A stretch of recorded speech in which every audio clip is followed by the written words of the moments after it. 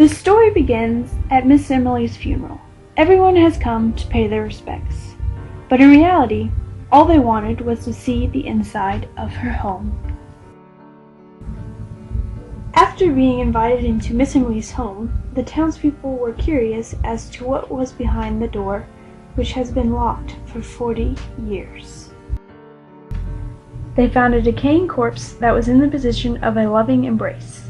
They also looked closer and noticed an indentation in the pillow next to him with an iron gray hair upon it. The townspeople were shocked about what they had discovered about Miss Emily, but they also realized this explains a lot about her strange habits. Take a look as they recall moments in Miss Emily's life. Miss Emily's father was a controlling man. He kept suitors away from Miss Emily, causing her to never marry. Many of the townspeople thought that they held themselves a little too high for what they really were. Miss Emily was viewed as an object of pity since she had never married. When Miss Emily's father passes, she does not accept the death. She was afraid of losing him. Sometime after her father's death, Miss Emily meets Homer. Homer is an overseer for a northern construction company in town to pave sidewalks. Miss Emily would spend many days around town with him. Sometime later, after meeting Homer, she goes to see a druggist to buy some poison for rats. She asks for arsenic. The druggist does not question her for buying this poison. He simply writes on the bottle, "For rats."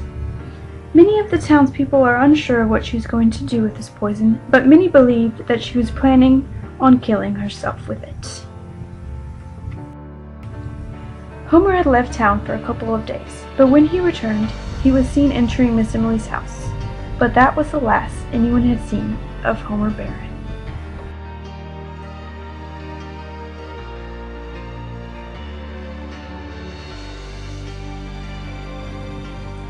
Many of the townspeople passing by Miss Emily's house often complained that it had a terrible smell.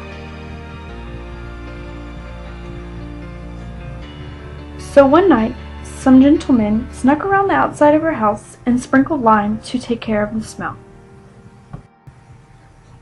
Eventually, Miss Emily's hair had turned gray, and she was not leaving her home. The only person coming and going from the house was Miss Emily's servant. She would leave and bring back whatever Miss Emily needed.